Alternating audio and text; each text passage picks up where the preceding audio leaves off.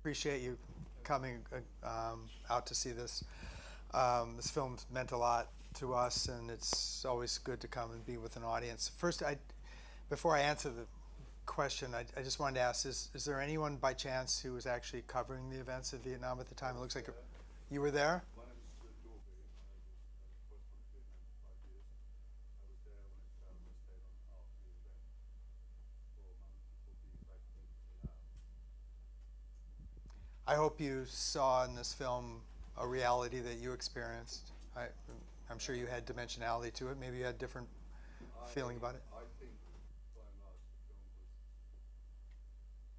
was pretty accurate. I feel that I understand why Graham Greene disliked America so much. I don't know if many of you are too young to remember this. Graham Greene wrote a seminal book about Vietnam called Goodbye America. And in Can it he everyone said, hear him? yeah, Okay, good. and he said that I never knew anybody with better reasons for all the damage it caused. Mm. America shouldn't have been there. It was misguided altruism. Eisenhower and Dulles were godfatherers. They set up a system of Catholic dictators to stop godless communism taking over. And it was a mistake. But I think you might know. Sorry, I don't want to on speech, so I won't I have a question for you. But I think you might have. There's a journalistic website called the Vietnam Old Hacks about American journalists who are Hmm. there, and your film has taken a lot of flack from there. Um, Martin Willicott, a great friend who I hope will be here tonight, wrote a seminal piece saying that you take America out of Vietnam, you never take America. Vietnam out of America. Yeah. No, that's exactly true. And It's the reason is, I think they lost, they were humiliated, they spent 20 years punishing Vietnam for their defeat by trade embargoes and so forth. So my question to you, I won't bother with. Can I get to your question in a second, sir? My question now is why do you think that America has not learned anything from Vietnam, and they are repeating the same mistakes in You know, Afghanistan and I Iraq? think that's a destination. So with all due respect, I think that's a destination for the discussion. I don't think it's a starting point. So let me start with Julianne's question first about, and I think we'll work our way up to that. And I hope, and I do intend that we'll get there. And if we don't get there, please stop me, and get there, because as I've been there before. I was not long ago. I was in Toronto, and the very first question I got is, "Sir, would you please respond to the fact that your country's foreign policy has been a disaster um, since its founding?"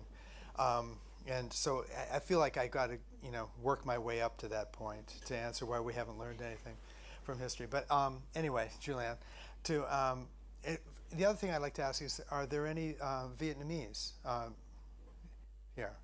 And when did you come over? Or when did you leave Vietnam?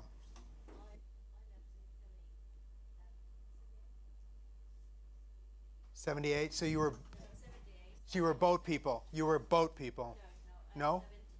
73 before this. Oh, okay.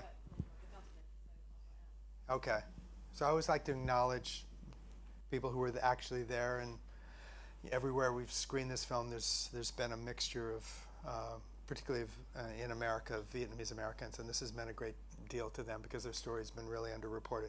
Um, about 3.5 years ago, I heard a radio broadcast in the United States about the USS Kirk and about the ship that was lying out there outside of Saigon and waiting basically to leave as part of this armada, and instead found itself this epicenter of refugees coming in from the air and landing on their deck. And I thought, that's so interesting. I never knew that. So I found a book about the Marines at the embassy, and I read that, and I thought I didn't know that. And I run a history series in the United States, and I realized that my ignorance was vast about the end of the Vietnam War, and I thought perhaps that I'm not alone. And I started looking into it more and more, and I realized that in the last month, and particularly in the last week, and especially in the last 48 hours, there was a story about Vietnam that I had not heard before. We had done films on Vietnam for our series. We've been on the air for 27 years, the United States American Experience has. And we've done films that about some really tough subjects. We did a film about My Lai. We did a film called 2 Days in October about an ambush in 1967 and an anti-war protest which won the Grierson Award. And so we've been in the Vietnam space, but this was a part of the story that I didn't know, this period between 73 and 75. Didn't know anything about it, really. The war, the peace accords we pulled out, we were done. The wound was there, the psychic wound on the American soul was there. I'd certainly grown up with it. I'd gotten a draft number when I was in high school.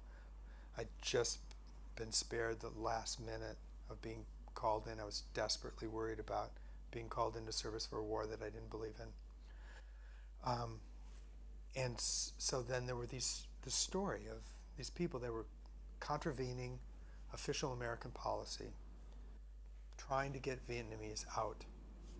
And it came at a time, when I first started reading this, when we were just starting to anticipate exiting Iraq. And some of the early reports were about, what are we going to do with our interpreters in Baghdad? What are we going to do with some of the people that have helped us in Baghdad when we pull out? And then, of course, that got compounded in Kabul with Afghanistan as well. And I thought, this is a story that's not only relatively unknown, incredibly powerful, it's relevant, and it has the classic theatrical narrative setup.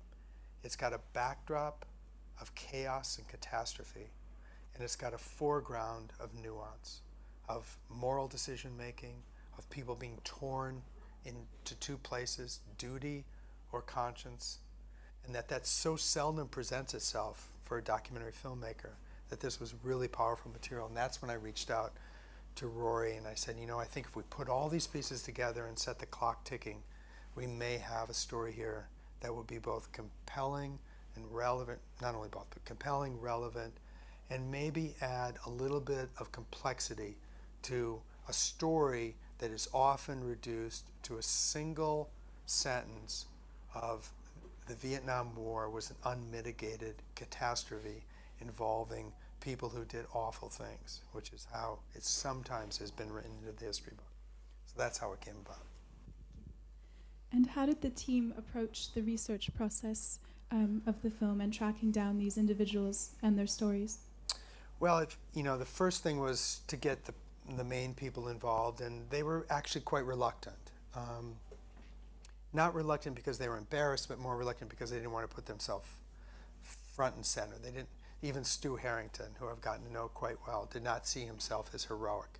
He saw himself as tortured for the last 40 years. And I have to say that, it was one person led to another person that, I don't know, but there are two sort of interesting anecdotes about the research of it. One is, in interviewing one of the Paul Jacobs, the commander of the USS Kirk, Paul mentioned that, there was a guy walking around on the deck of the ship who was with a camera, and I think I might know his name, and would you be interested in that material? And Rory said, absolutely. So she called him up and she said, were you there with the camera, Paul Lazaro? Were you there with, and he said, yeah, I've got some reels of film in my attic, and I've never really screened them. And she said, oh, fantastic. Here's my FedEx number, send them out to Los Angeles right now. And he said, absolutely not. He said, they don't leave my hands. And so she flew him out from the East Coast all the way out to Los Angeles with this film. And that most of the footage that you see in and around the Kirk of the Vietnamese on board, the Chinook landing and all that was from this guy, this footage that had never been seen before. And the other interesting thing is that Bin Pho, I don't know if you remember him, but he is the young student who's in the embassy at the end, who's looking up and hearing the sound of the helicopter go and go, should I have been on that helicopter? So years later, Bin Pho comes to America and he becomes an artist and gets work in the Smithsonian and he becomes pretty famous and he writes a book. His publicist for this book tells this other author about him. And the other author is Stuart Harrington, who's written a book about his time in Vietnam. Stuart Harrington has lived for 40 years in fear that he would run into one of those 420 people in that embassy. So now his publicist says, oh, we've got this book by this artist, and he says he was in the embassy that night. Would you like to meet him? And Stuart Harrington said, absolutely not. And eventually he talks him into it, so they meet. And Stu, as you can tell, is an extremely emotional guy. They meet, and he's just about ready to collapse. And Bin Pho comes up to him and says, I want to thank you. He said, thank me for what? He says, when I was in that embassy that day, I was in there with my girlfriend. I was 19 years old. I was in there with my girlfriend, and I didn't get out. And I had to go into the camp and all that. He said, but during the course of the next year, I realized she actually wasn't the right one for me. He said, when I eventually got out and I got to Malaysia, I met the love of my life, and now I'm happily married, so thank you. And so there's these, quirks of history that happen. But, when we premiered this film at the Sundance Film Festival in January of 2014, we had a good representation of the people in the film. We had members of the USS Kirk, we had Stuart Harrington, and we had some of the Vietnamese there, and it was the first time they'd all been together. And I have to say, all the screenings that I've done in the many years I've been in this business and all the film festivals I've been at, this was by far and away the most moving. They got up on stage and they embraced each other, and it wasn't a healing of the wound that was Vietnam, but it was a seminal moment, I have to say.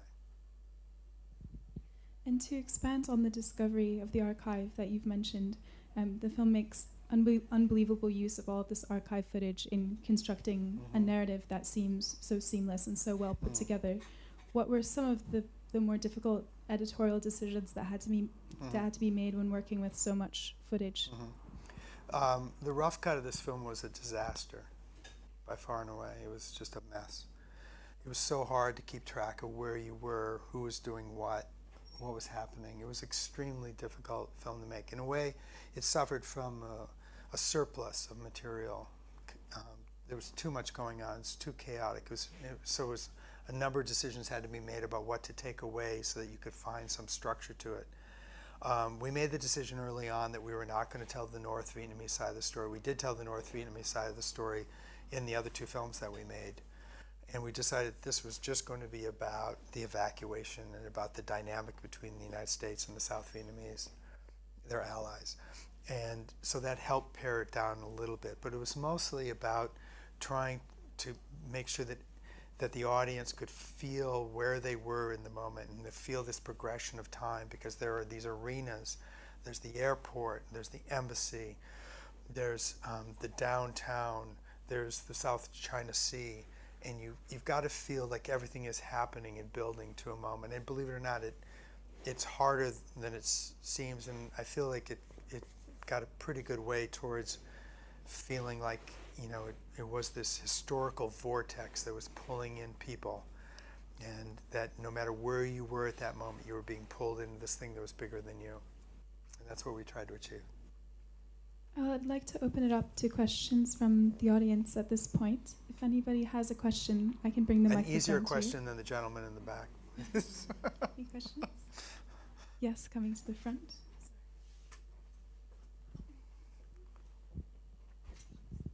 Thank you. Yes, it was remarkable, very, very moving, and I think it was like a vortex. I mean, I really didn't know very much about the fall of Vietnam and the fall of Saigon. And I think one of the things that I really thought was interesting was when the North Vietnamese were coming in, the music, instead of being sort of like a terrible thing, it was actually almost like a dawn of something new, something which I think is a very interesting choice. Because I expected something else when those tanks came at the end, but it wasn't it was interesting. Oh, that's a very interesting comment. Very perceptive. That's the first time I've heard that. I can see what you mean. I think that there is a surface of ambiguous emotion.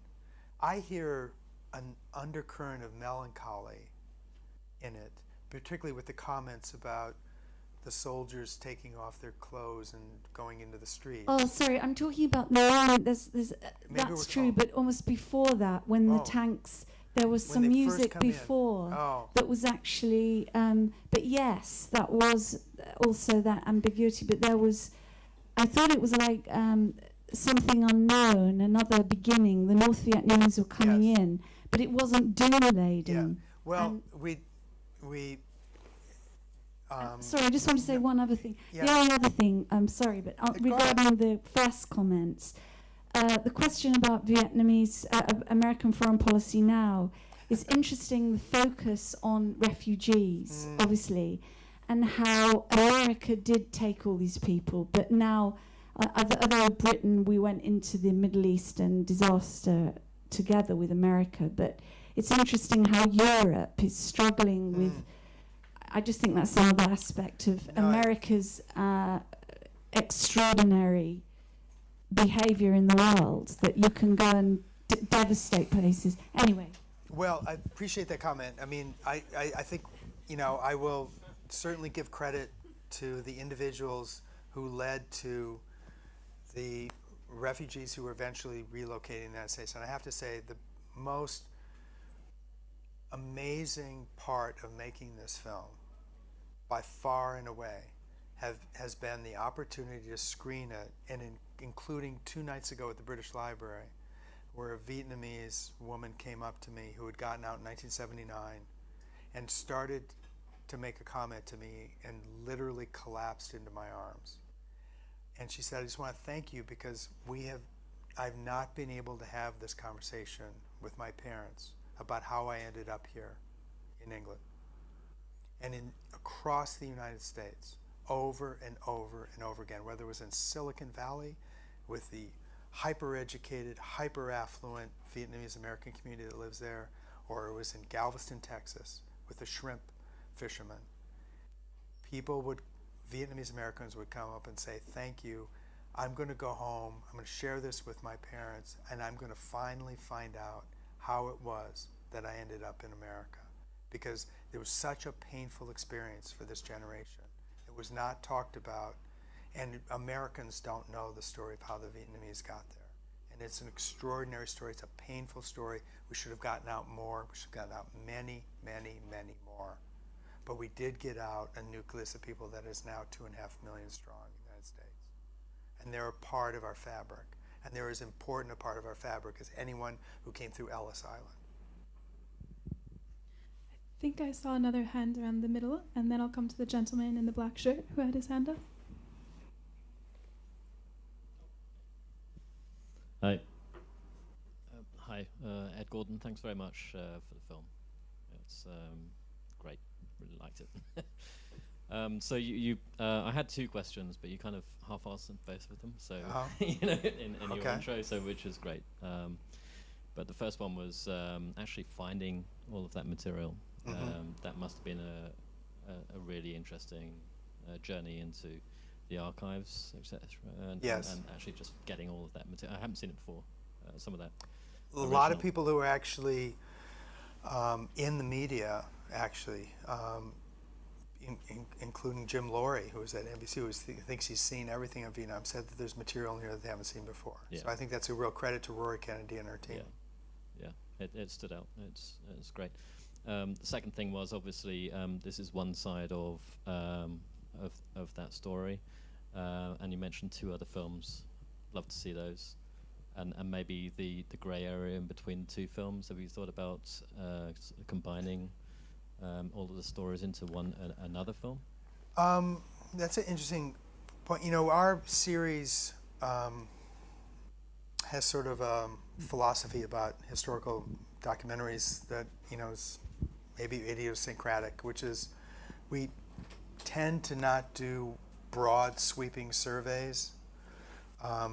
There is a big broad sweeping survey coming in 2017 from Ken Burns about the Vietnam War, 20 hours. We tend to take relatively narrow and deep stories that we feel provide a window onto experience. So I feel, that our 1967, 2 Days in October, our My Lai story, and this, they don't sum up the Vietnam experience, but I think they provide a really good entree to it. I think the story that maybe is out there for us in the future is the story of the refugees who came, the boat people who came, which is still a story to be told, and hopefully we will. I have to say that when I screened this at the State Department a few months back in Washington, I had a Foreign Service worker come up to me who also couldn't complete his sentence and say that he had been in Laos just a few weeks prior to this and felt that story had never really been told, what had happened in Laos.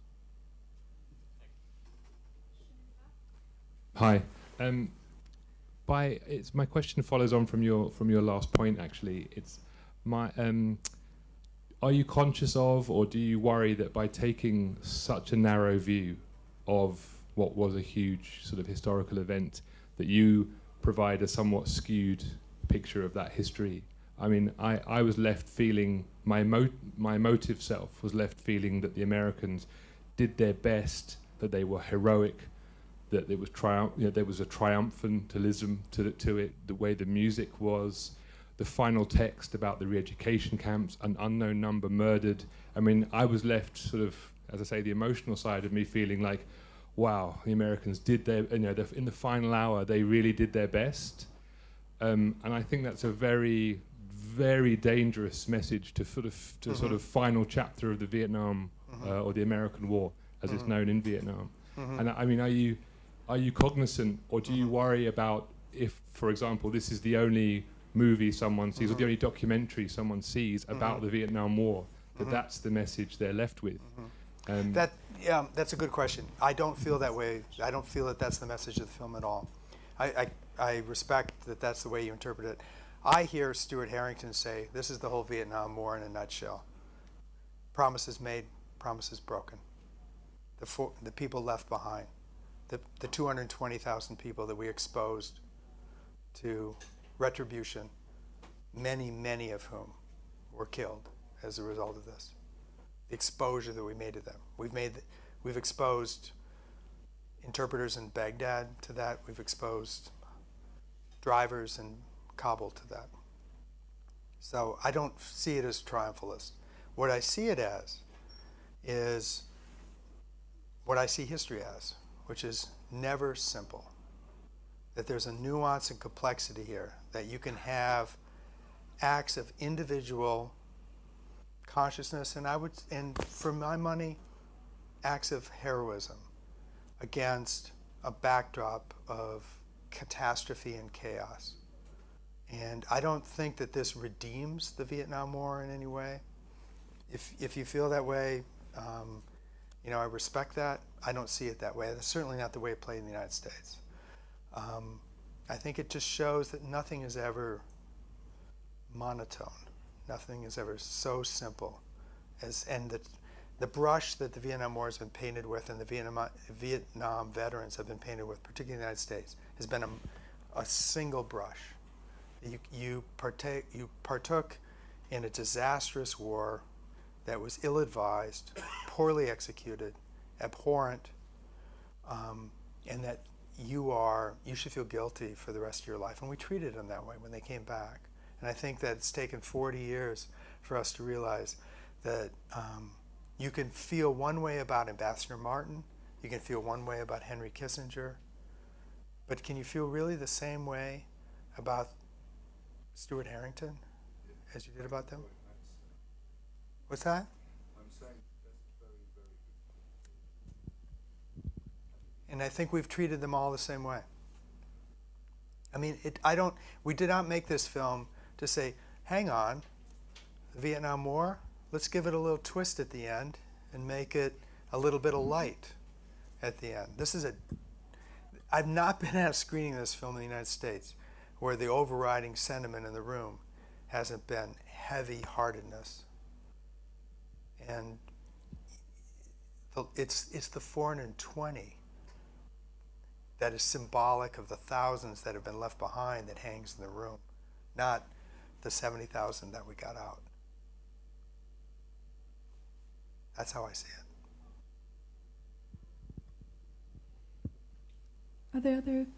Were there hands up that I have missed so far? I had another question. Oh, I think I see one in the front.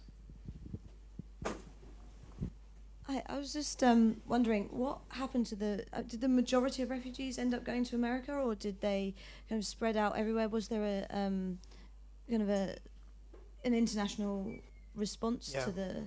Because I don't really know very much about it. You know what? I have to admit to you that I don't know enough as I should to answer that question. All I know is that in screening this film, I've met people. I met a man in Toronto who said that he got out in 1975. He had 3 siblings, and that he now goes to Australia every year because one of them lives there. Because when they got to the Philippines, one was sent to Australia, one was sent to the United States, and one was sent to Canada. And that the family has remained dispersed ever since. The parents were killed. And so I think the fact is that most of the refugees who ended up in the Philippines and then eventually in Malaysia, which is maybe where the 2 women in the back ended up, many of them were sponsored by churches and brought into the United States and lived in different parts of the United States through churches.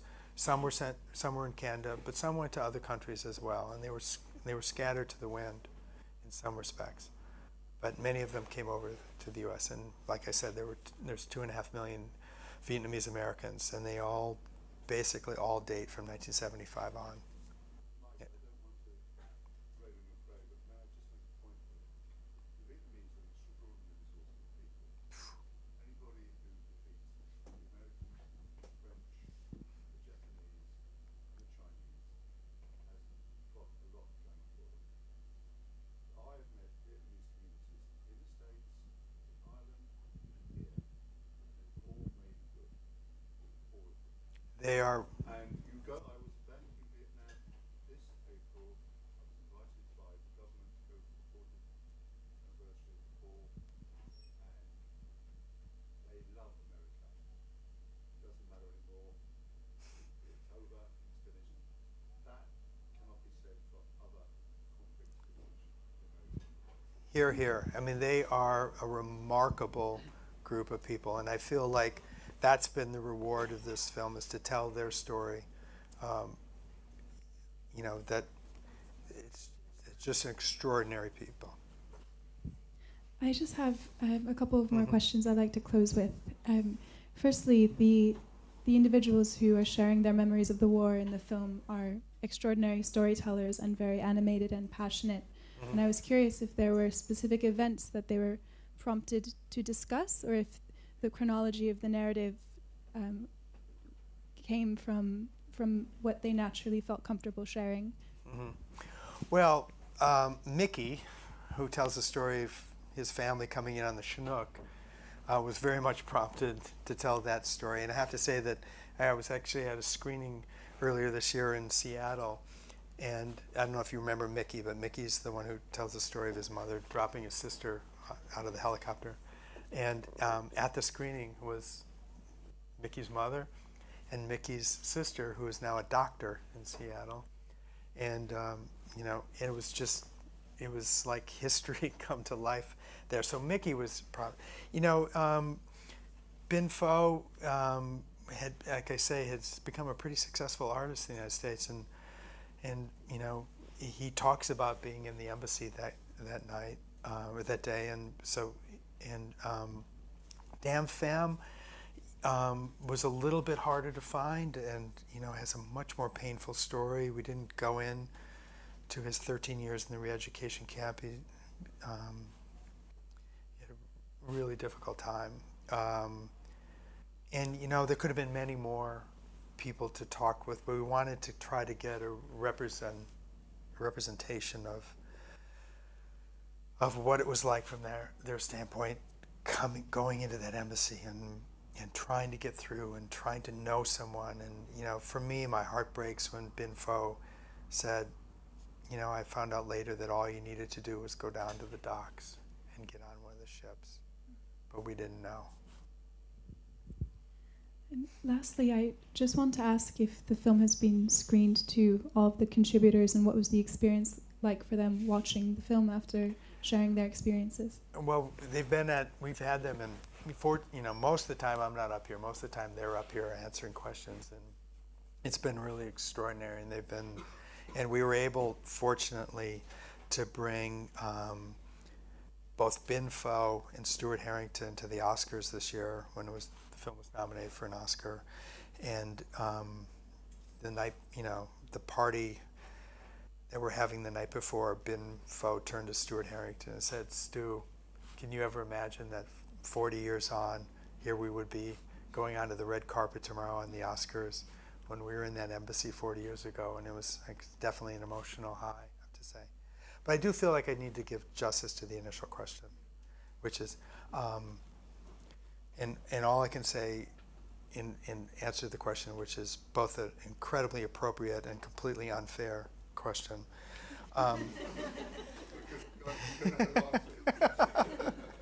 Yes, my experience in Toronto when I was asked the same question, which fortunately someone from Toronto, the second question was, I want to deeply apologize for the question you just got, which is, history, I don't think repeats itself, but it rhymes. And I wouldn't say that we haven't learned anything, but I would never say that we've learned enough.